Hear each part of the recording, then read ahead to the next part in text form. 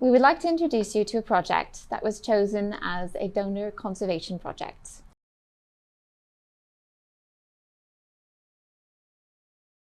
Here at the National Museum of Sweden, there is an anonymous donor group that selects conservation projects presented by the Conservation Department once a year based on their uniqueness and the importance of the object to the collection. I chose to submit the Fountain of Venus tapestry from the 1550s, as it is the only historical tapestry in our collection that was made in Sweden, and has many condition issues that require it to have a full conservation treatment in order to be safely displayed for many years. A tapestry is made with a complex weaving technique that is done entirely by hand using bobbins with the various thread colors wound around them. They are most commonly made of wool, with the more expensive highlights made of silk and metal threads.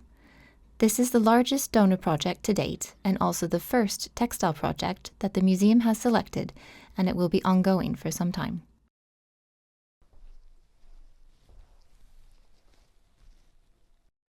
Tapestry production was emerging in northern France and the southern Netherlands in the 13th and 14th centuries. During the first half of the 16th century, however, local production of high-quality figurative tapestries was set up in other places in Europe as well, not only in Italy and France, but in Denmark and Sweden as well. The motifs of the tapestries were often biblical, historical, or mythological. The Fountain of Venus tapestry shows a Greco-Roman mythological subject on the theme of love. Venus, the goddess of love, is shown here as a statue in the center holding a heart in her right hand. A group of men and women are gathered around her, presenting gifts and offerings within a fertile landscape with a lake behind her. The tapestry is part of a series of which two are known to still exist. The other one, depicting the hunt of the Caledonian boar, is still in the Swedish royal collections. They were both woven on the orders of the king Gustav Vasa in the 1550s, at a time when tapestry manufacture was developing in Sweden. Tapestries were often the most expensive objects of the royal household, much more than paintings, and they were distinct markers of wealth and power. They were displayed during royal ceremonies such as coronations and weddings, and when not in use, they were mostly stored in order to protect them against damage.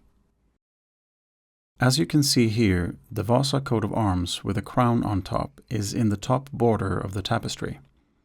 It is a sheaf of golden wheat taken from the Vasa family coat of arms on top of a shield with 3 stripes in blue, white and red, which comes from the Eka family coat of arms, the mother of Gustav Vasa. With the help of Flemish painter Jan van Scorel, Gustav Vasa invited the Flemish master weaver Paul de Boucher from Antwerp to his court in 1552, with the objective to lead the tapestry workshop and to educate local Swedish weavers. Since the late Middle Ages, the center of tapestry production was in the Flemish cities of Brussels and Antwerp. The Fountain of Venus was in the royal collection until the 1850s, when it was auctioned off by the royal family and eventually came into the possession of the wealthy art collector and industrialist Carl Robert Lamm.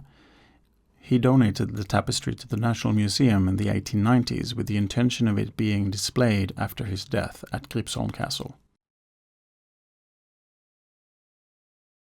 As you can see, the tapestry has a number of condition issues as well as past restoration and conservation interventions. It presents quite a few stages for conservation. It has obviously been displayed for many years and shows signs of light and humidity damage. Much of the original color has since faded, resulting in loss of color as well as being an indication of chemical degradation and structural instability. Many areas with dark brown wool, which is made with an iron mordant during the dyeing process, has corroded and pulverized over time, so what is now visible is only the cream warps of the textile. Several areas have been cut out, which was a common practice to remove moldy areas in the past. In 1910, of which we have old conservation documentation, these areas were supported with a linen fabric. These areas have now distorted into a wavy structure due to the weight of hanging on display for many years, and the linen no longer provides the tapestry with the support it needs. The tapestry was unfortunately painted over sometime after the 1700s with a strong yellow pigment as well as blue.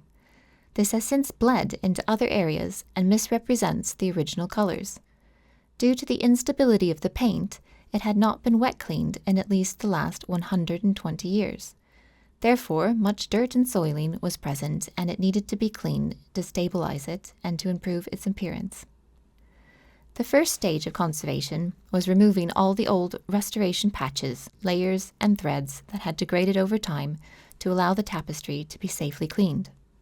The main stage of the treatment will be a full support to take the weight and tensions off the tapestry so it can be displayed safely in the museum again.